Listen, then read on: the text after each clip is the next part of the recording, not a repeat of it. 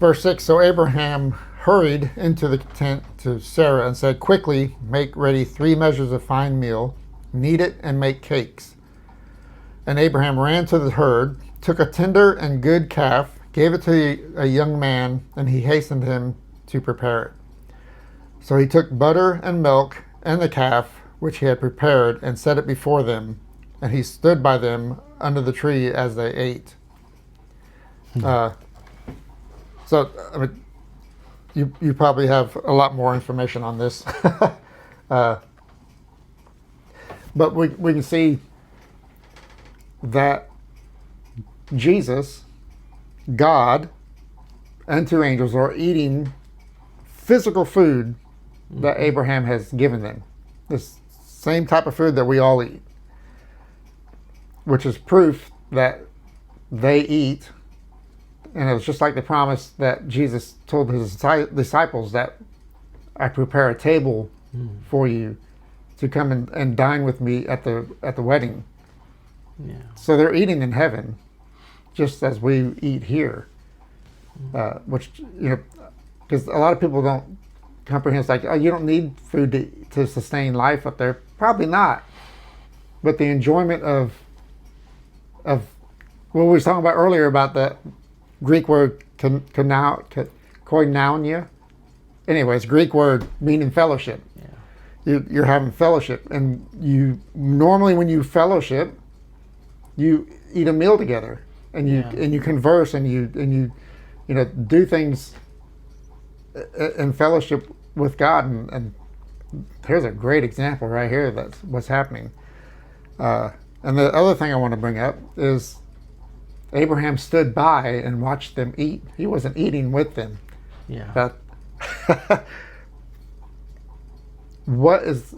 I know you've probably got an answer to this, but I'm going to ask you, what is the purpose of him standing by and not eating with them?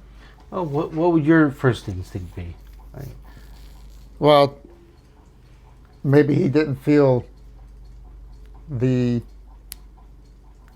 right to eat with him because of his, him being God. Or it could have been maybe he was standing by to make sure that if they needed something, he could quickly get it yeah. for them. Yeah, that's where I would land on that also. It's the... It could be several things, right? First of all, does he feel like he has the right to eat? I would say he probably doesn't feel not able or not worthy of eating with them because, they're friends. Mm-hmm. But it could be that he just had a minor surgery. He might not feel like eating. But on top of that, there's definitely the idea of being a servant. So I need to be ready to cater to them. If they need something, I'll get up and do it. And he knows they don't need nothing, but still, that's the proper etiquette in those days, especially if royalty came by, which this is the King of Kings and Lord of Lords. Can't get much more royalty than this, right? Exactly. So it might be a thing that he just was waiting for the invitation to join them to eat, even though it's his house. He's the king, so he's waiting for that. But he's also there as the host. He's there to serve. Which there's something for us to learn there too. If I'm stuffing my mouth, how can I say, is everything all right? Is there anything I can get you? How can I help you? Let me get you some more water. What about, where is Sarah in all of this? Because you also know that, of course, I know there's 1,000, 1,500 years, whatever, between this time period and Jesus, where women were the servants, where they would wait on the on the guests. Okay. But she was not included in this meal. She made the cakes, Yeah. but she wasn't included. She didn't even come out of the tent. She just stood by the door, which we'll see in a minute. But she didn't come out to serve them, which is kind of odd to me because Abraham is her Lord. Okay, so she should be, in my sense, my idea is she should be serving both him and the three guests. Yes, but here's the thing, and the rabbis have two different traditions on this that could be thought of. Now, first of all, it doesn't mention the cakes. It doesn't mention the bread, even though at first he says, "Let me bring you some bread out, a morsel of bread out." Mm-hmm. It doesn't say that amongst the food that's brought up. So the rabbis ask, why? Why is bread not mentioned? Everything else is mentioned.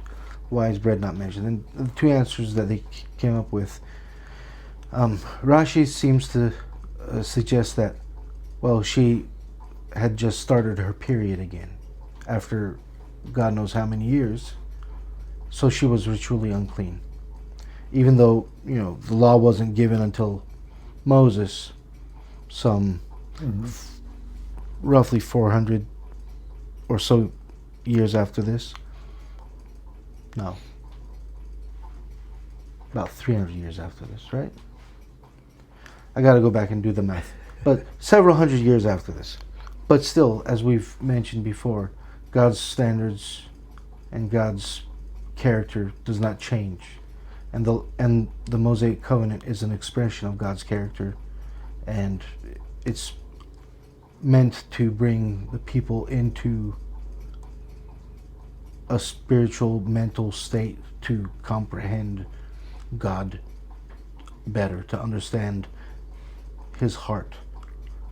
So, since his standards and character never changes, it's expected that they would know, that he would have explained certain things to them. So it could be that she was ritually impure, and therefore the bread that she was making became ritually impure, and they couldn't eat it. Then why bring out it says butter. The Hebrew could be translated as curd or the cream. Not just butter, but if you ever get milk that is not pasteurized, Right. If you get the illegal milk, as it sits there, there's going to be some cream, a fat deposit on Right. top that you can skim, and by God, does that taste so good? And let me tell you, you get a nice, fresh, hot slice of baklava, and put that cream on top. Oh Lord, it's heaven. But I digress. But you need bread to spread it on, right? If you don't have anything else, you're not going to spread it on the meat for various reasons. And that brings me to another interesting part, right? Because in Jewish law, you do not consume dairy and meat products together. If I'm not mistaken, the community in Amsterdam will wait an hour and a half before eating the One other Uh-huh. after having consumed the other. In most Ashkenazi communities, it's 6 hours. So, you wait till it's digested and, on its way out before you eat the other. However, the wording is interesting because it says, brought the butter and milk, and then it says the meat. And why is that? Another rabbi asked, it's because if you eat the dairy product first, you don't have to wait as long to eat the meat. And since they're slaughtering the cow then and there, Right. you have to wait a little bit anyways. It's not Right, ready. yeah, yeah, It's getting 'cause they gotta- it's getting prepared. Right. So while they're waiting for the main dish to come out, So they weren't there just for an hour or two. They were probably there 6-8 hours. They were there for an extended period of time. Because, Yeah. Yes. And so that's an interesting thing, right? Because when we read, it's like, oh, God said this, God said that, Abraham said this, Sarah rejected the accusation, and then they were on their merry little way. That's not the case. This is they were fellowshipping. So that brings up another interesting point is when we read the Bible, Yeah. okay? I just realized I Go never ahead. answered your question. The other reason, so one reason is for the same reason that it doesn't mention the bread, right? Theoretically, she was on her period, so she couldn't come out. But the other answer is, which is more plausible, because they did bring out the butter. So the other more plausible thing is that it's not appropriate, especially in that culture, to this very day, for a woman to interact with men that she's not related to by blood or marriage. So, but that's interesting because they're not just any other men, they're angels and the Lord. So, like, it doesn't really hold.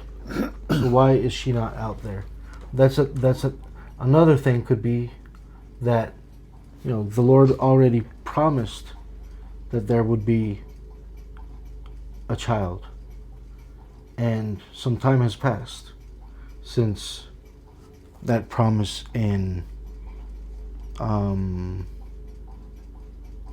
Back when he was 86 years old and she was 76. well, even after that, I guess in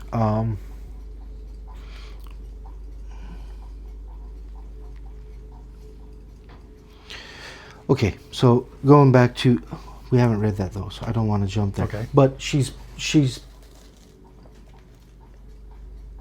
it's been about 3 months since the last promise, before the circumcision. Okay. And we're going to see the math in a little bit when we read verse 10. But she might be, Proverbs says that a promise fulfilled is life-giving, but a delayed hope, a delayed promise sickens the heart. So, I mean, we could all agree that this promise has been delayed and delayed and delayed. Yeah. So her heart is broken. Maybe she can't face. You start getting a lack of belief. Yeah. It's not sickening of the heart as in physical sickness. It is a more of a mental and emotional. Yeah. The fact that, well, it's not happening. I'm beginning to not believe what was prophesied, so to speak, Yeah. to me. I mean, she's 89 years old. Her husband's 98 years old, 99 years old. Yeah. And, you know, We're going to see more of that in just a minute. yeah.